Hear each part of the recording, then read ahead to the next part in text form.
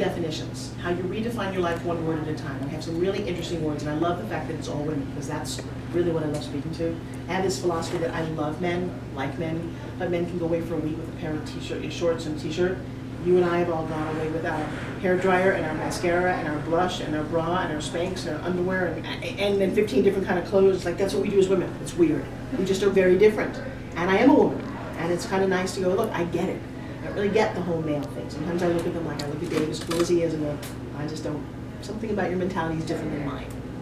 So the first question was, is Forbes Riley your real name? Funny thing about names. So the whole celebrity thing, you know, when they, in the 40s and 50s, when they changed people's names to re-identify them, so because, you know, Marilyn Monroe was a lot sexier than what was her real Norma Jean. That kind of, that sounds better. Tony Curtis is not even real his name. You know, can you imagine John Wayne was Marion? That was his first name. Marion was his first name. A little soft and girly. So what happened was, I was very happy with my name, but there's a history to my name. When the 1940s, my grandmother, who was a very strong woman, couldn't get my uncle into engineering school because his last name was Feinstein, and they weren't accepting Jews. So she looked in the phone book and says, all right, your new name is Forbes, that's your new name. Legally changed my dad and my uncle's name to Forbes. I was born Francine Forbes. I like that name. I was on Broadway with that name. I started in soap operas as the world turns. It was Francine Forbes. Very happy, loved my name. Francine was my mother's aunt's name, who had passed away, and then my sister's is Georgine, so it was Francine and Georgine. Very happy. Well, I meet my boyfriend, now husband, and somehow I broke my knee in a skiing accident. I was flirting at the top of the mountain. Somebody skied over one of my skis, and the other one twisted and snapped my, they'll teach me to flirt at the top of the mountain. Don't do it. But I ended up having knee surgery, and the recovery just was horrible. I was in a machine that went up and down 24 hours a day, and every time I'd sit down too long, I couldn't stand up, and they had to constantly break my scar. I was miserable. I was 32, and my acting career kind of hit a huge nothingness. I just couldn't function. So I have a lot of empathy for people who are in pain, because pain just shuts you down. And about 8 months into that process, I was like wearing t-shirts and no makeup and feeling like a big slob. And a girlfriend of mine said, you should see this image consultant. He's $75 for the hour. And I thought, girlfriend, I don't even have $75. I'm like squatting in my girlfriend's house right now. Although the house was kind of a mansion, so it was kind of fun. But anyway, so I knock on the door of this guy. His name is Hank Behrens, and he lived, I think, you know Laurel Canyon. Laurel Canyon is very earthy, very hippie. It was kind of like a tree. It looked like a hobbit. He comes out, he's a short black man with wiry hair, and I'm like, oh God, really? It just didn't look like somebody that was going to know anything about me. And he wanted my pictures and my videos, and he looks at me at the door and says, don't ever leave the house without makeup on. You're not Julia Roberts. I get that you're a star, but you're more like Sharon Stone. And I'm like, oh dude, that's my mother, I don't like you. Then he sits me down, he proceeds to go through the list. Your hair, it's way too dark. And he writes down, you should get your hair cut and colored. Here's what you should see. Your makeup, you don't know your colors. I'm like, what? Is black's not my color? No, you should go get your colors done. You should learn how to get your makeup done. And I'm like, okay, and you know that feeling is just ripping you apart. And then he says, Anne, I don't like your name. And I'm like, look, dude, I don't even like you. And he says, Francine is an old style name. Give me your dog's name, your street you grew up on. I'm like, what, you're gonna be called Snoopy Arrow? And I said, well, I'm living with a guy named Tom Riley. He said, oh, that's it, Forbes Riley, now leave. And I swear, I'm standing on the other side of the door going, this is ridiculous. Oh my gosh, wow, okay. I go home to Tom Riley, 6'6", All-American Notre Dame football player who has about as much style as that flower vase, I think. You know, he wears shorts and a t-shirt, and he wears actually, his big thing for his fashion is to wear surgical shirts, because nothing really fits him. And I said, I'm sorry, I just wasted our money. This guy said, look, he said I should change my hair color. And Tom said, well, it's a little dark. I'm like, okay. He also said I should do my makeup. He said, you know, I never like when you wear that bright red lipstick and dark eyes. That's an interesting, you should really look at that. I'm like, and then he said about something about my clothes. He said, well, you always wear black. Black's not really your color. I'm like, you knew what my color was? You could have saved me $75? Tell me and I got so mad at him. I said, all right, Smarty, here's what he wants me to call myself. He said, my name should be Forbes Riley. That's his last name, and we weren't married. And he looked at me at 26 years old and said, that's exactly who you are. Wow. And the funny thing about that was 22 years ago. Every single day somebody asked me about my name. And what happened was, I have a little theory about the fake it till you make it thing, because I wasn't always what you're seeing now. It took a long time to get here. And here's a lot more fun than where I was. And so I did the hair, I cut the hair, I highlighted the hair. I found out that I'm in autumn and that olive and orange and green look, my browns look good on me. I'm like, oh gosh, I want to dress like you, but you are a winter. Yeah. There you go, you're perfect. I'm a winter baby. Who knew? Black and red are perfect on you, and it brings out your color in your eyes, and when I wear the right color, people pay attention to me. And so I did all of that. And then I go to this class where you have to pay a casting director money to meet you. And I'm sitting with like 30 people in a room, and I'm wearing, it was like 19 years ago, I was an olive green jacket with a big belt and a nice makeup and hair done, and I'm sitting there, and I'm nervous as heck because my picture for the first time says Forbes Riley on it. And I'm like, and somebody in the back stands up and says to the casting director, what did you wear to an audition? And she looked at me and said, what's your name? I'm like, Forbes Riley. I'm sorry, I'm like, Forbes Riley. And she said, could you stand up for a second? I'm like, okay. She said, see how she's put together? This is nice. Neutral, but presentable, she looks great. And I was like, okay. And then I did a scene from Body Heat, which you know is kind of steamy and sexy. I get called in the next day and I got a TV series out of it. That was like the day that Forbes Riley was born. So thank you for that question. Which leads into my whole redefinition concept. Here's a couple of fun things. One, I don't know if I've told you guys, but what the meaning of diet is. Diet, most people think diet's what? Starvation, deprivation, the food that you eat. You're on a diet, you're off a diet. That never worked for me. So I took a lot of words and I kind of made anagrams out of it. So DIET simply becomes decisions I eat today. Not what I'm going to eat tomorrow, not what I had yesterday. What am I eating at this meal right now? And people who are fit make a lot of decisions. People who are super fit make those decisions on Sunday and then they play out all week. They actually make their food, portion it out, and carry it with them all week long. And they know exactly what they're going to eat because they know that it's a formula. How much you work out, how much you eat, how you look. The rest of us think, oh, I'm kind of on a diet and I got to carry my food. And it's kind of it's not how people who are super fit feel. So for me, the decisions start with, I'm going to wake up in the morning. What am I going to eat? Wow, I've learned that if you have a Nepal smoothie, it's anti-inflammatory. I've been making smoothie forever. I know how to juice. I don't skip breakfast because I understand the concept that if you feed your body, it starts to burn fuel all day. Well, I'm also a big food combiner. I'm not going to go into that lecture, but I don't really mix my fruits and my eggs. So if I want fruit, I have to have fruit 20 minutes before I eat my eggs.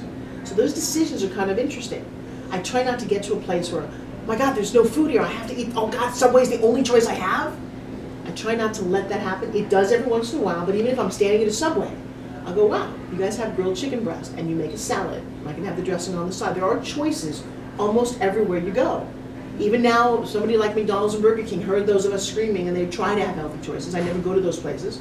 I never get that desperate because now in airports, they do have healthy selections. And I carry a bag of food. I'm crazy, but it's always there because I'm hungry.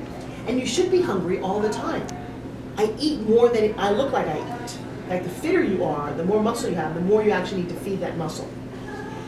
My favorite explanation of this is when you go to a restaurant, and it's never a surprise. You're like, oh, you go out to eat? Like, yeah, I do. Waitress comes over, what's the first thing she says to you? What do you want to drink?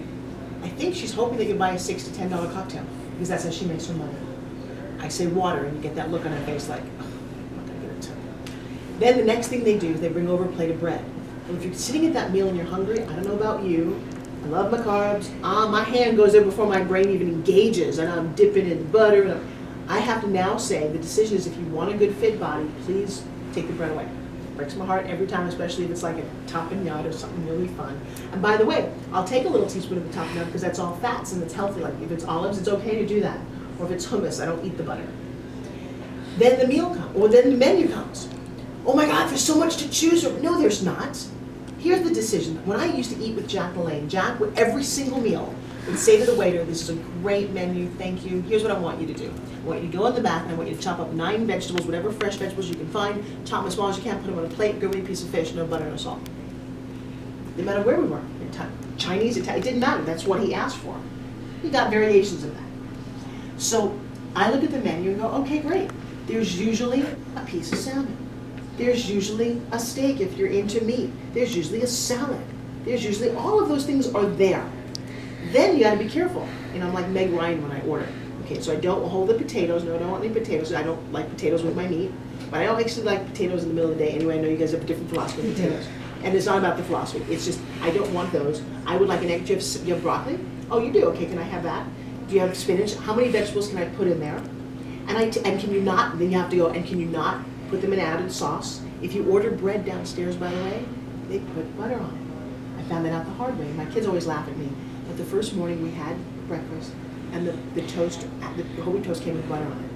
And I simply looked at the waitress and said, you know what, can you help me? I'm allergic to butter. Can we get it unbuttered? And she immediately took it away. My kids are like, but Mom, you're not really allergic to butter. I said, I know. But if you start with the, oh, I don't really want, you don't, it's very simple. People will do things if you ask the right way. You just don't really want it with butter, and ask for butter. So, and then, you know what's coming at the end of the meal? Someone's gonna come by and ask you, do you want dessert? Obviously your choice, but if you read the menu and there's nothing healthy like there is here, you kind of go, I'm good. I just had a great meal. My body needs to eat that. Why do I want sugar on top of that? So that's one of my philosophies. The second one is, what is food? And this is really interesting as you're here this week. Because did you ever put water in your gas tank? Did you ever even do it? No, you don't put water because the car doesn't go. So if you don't put water in your gas tank, and you know that, but you've never even tried it, why do you put junk into your body? We all kind of know what junk looks like. Because you craved it, whatever, but the point is if you put junk into your body, it doesn't go the way you want it to, it doesn't look the way you want it to. So FOOD, for me in my mind, becomes fuel only on demand. You should eat every 2 to 3 hours. You should eat lots of fresh vegetables. There's lots of things, because that is fuel that your body, and I think as the more we listen to Mark, and you hear the way food metabolizes and why we eat it, as opposed to what we've grown up with. I'm sad about what we grew up with. I'm a child of what we grew up with. You know, it was 1968, I think the first McDonald's came to our hometown, and it was amazing. And you'd go and you'd get the Big Mac and the big thing of fries and the sodas and all. It all happened. I remember when Arby's opened. I remember when Kentucky Fried Chicken opened. These were treats for us. And now I know what they put into it, the way they raise their animals, that it's just all sad. And I invite you to watch, you know, who here has seen Super Size Me? It's worth seeing. Super Size Me is really interesting about a gentleman who goes on a McDonald's only diet for a month, and it makes him so sick he actually can't finish the month. My girlfriend Jenna Norwood, who's the queen of raw food, did another movie that I'm in, that Ben Vereena's in, called Supercharge Me. And the title of the movie is What Happens If You Go Raw for 30 Days. It's a very adorable, clever movie. We're going to get it here. And her whole impetus was she just wanted to get, she was overweight, and she just wanted to get in a size small enough outfit to be a showgirl. It's very cute. But interesting how she meets a lot of people who along the way talk to her about the good, the bad, and how tough it is to make that shift.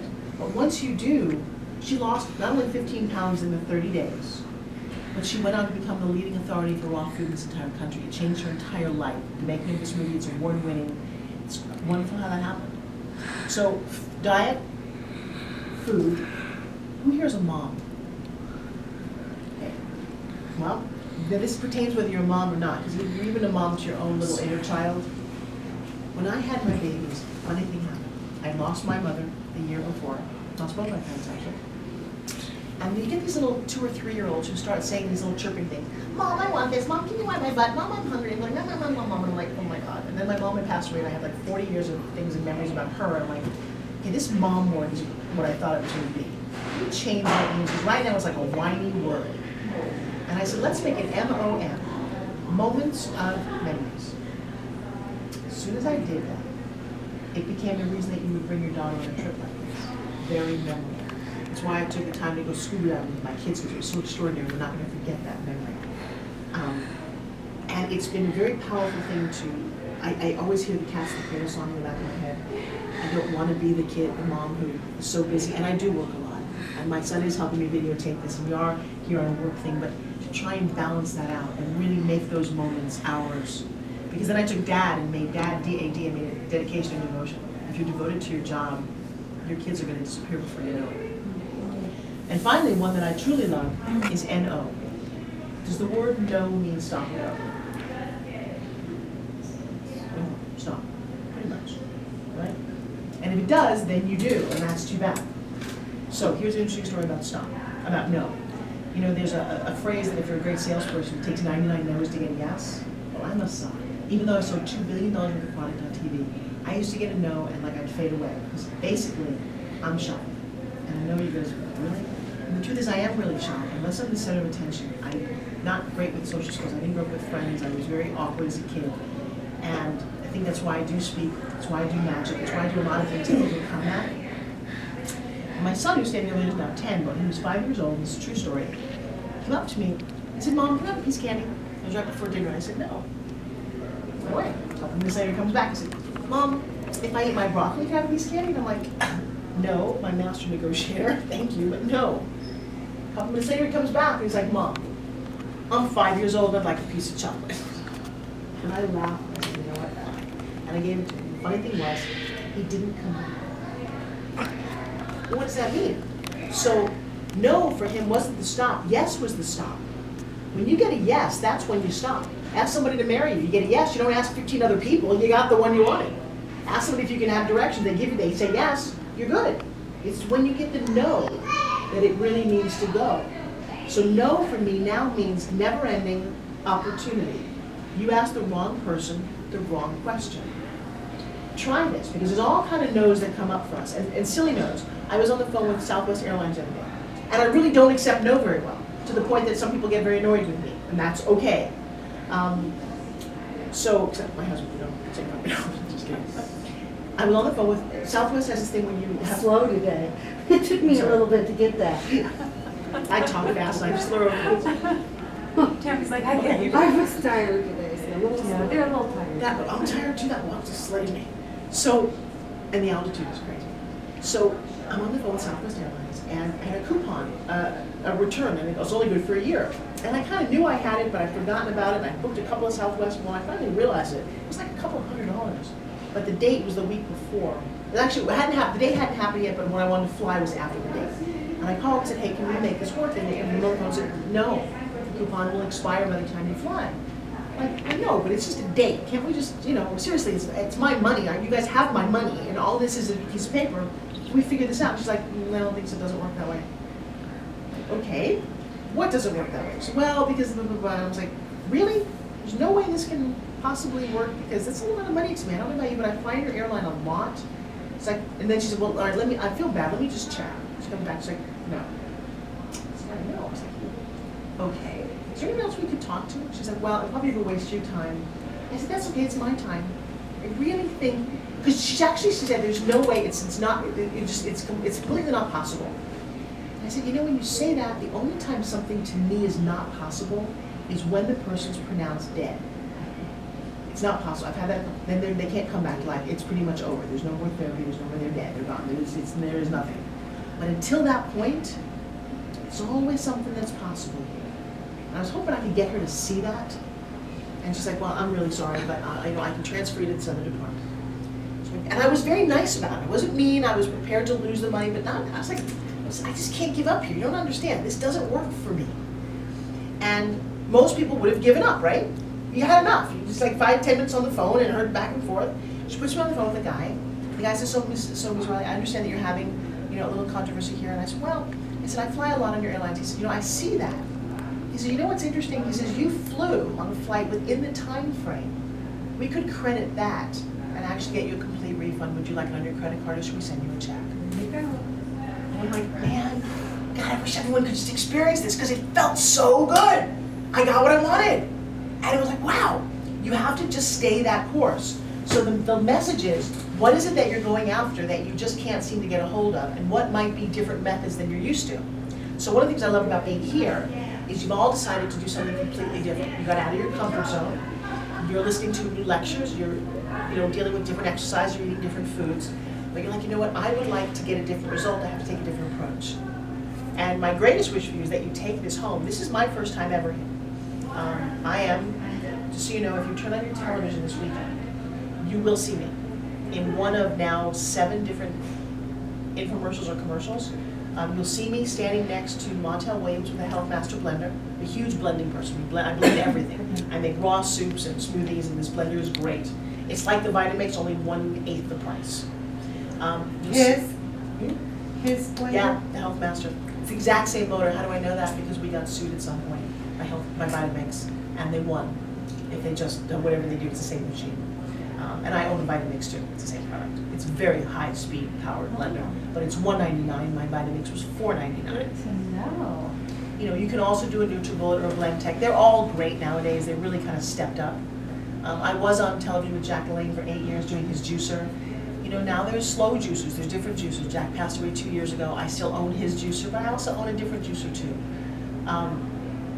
I just launched a product called Estranol, which is a hormone balancing little 2-minute spot. You'll see I'm also the face of, is it over? Yep. Is that it? Give me just, thank you. Before you go, since these guys don't know you, just stand here for 1 second. I'll just put you on the spot. Here I go. 10-year-old. Will you tell, if you could say in 2 or 3 sentences, what does your mother do for a living? Well, she inspires other people to become healthy. How do you know that? Because I watched you do it for 10 weeks to a group of about 20 people. And were they pretty, they get good transformations? Yep. Over, 703 pounds. over 700. Yeah. Another question for you. If you had your choice of any kind of healthy dinner, what is your idea of a healthy dinner? Like, give me just something you might want to eat.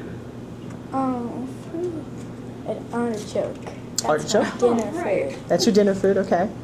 Do we eat vegetables at home? Yeah. Do you juice? Yes. Give me 3 ingredients you like to juice. Apples, carrots, and spinach. Cool. And he's 10 I want years to old. try doing pomegranates. Okay. What do you do with kale?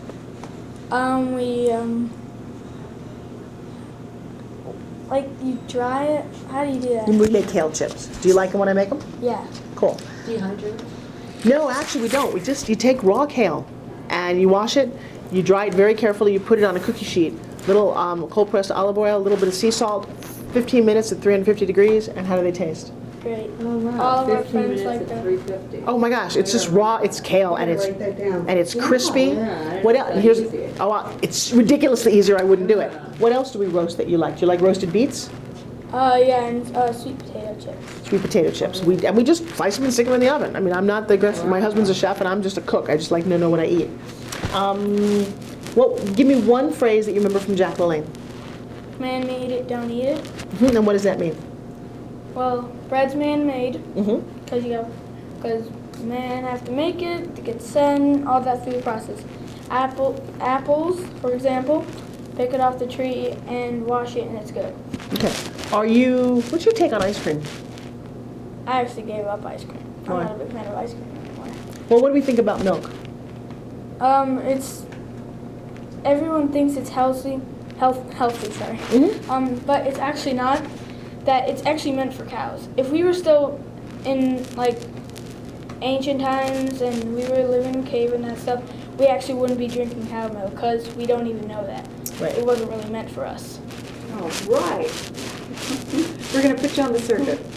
No, and let me ask another question. Do your friends eat this way? Well, sometimes you have to introduce it to them, and well, a big percentage of them do eat healthy, but not as healthy as us.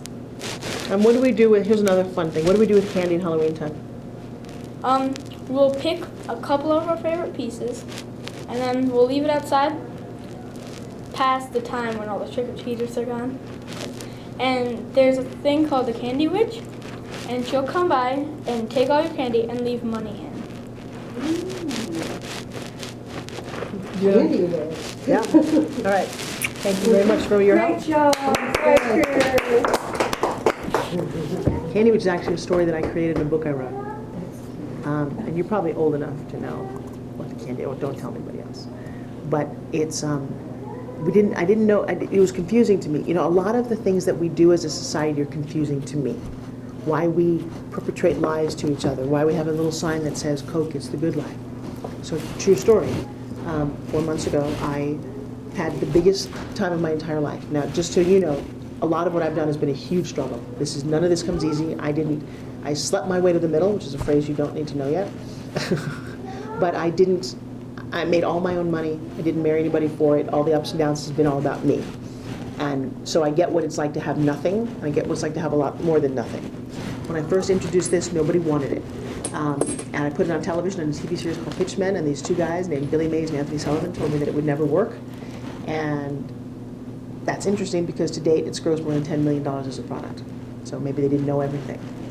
That didn't mean that I wasn't embarrassed on national television and actually made to cry. Yeah? You know what? I don't actually have a license. Have them hold my camera. I'm definitely gonna get one. What? I just tell them, here, hold my video camera. I don't have a license with me. Just go downstairs and say, here, hold my camera. No, we hold on to it. I'm telling you, give them my camera and say, look, it's worth more than my license. I'm not gonna take your balls. I don't know what else.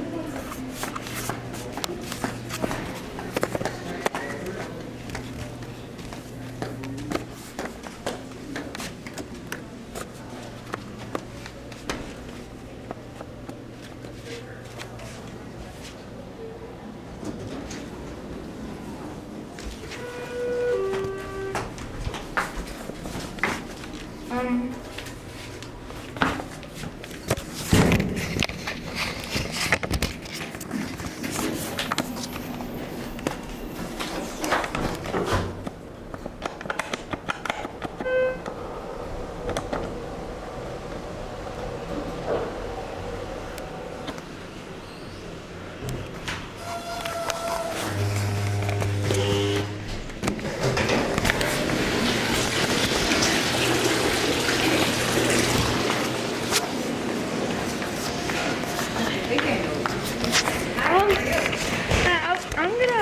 I want to get the pool balls, but my mom doesn't have a license, so you guys can hold on to this and while we use the on. pool balls. It's on.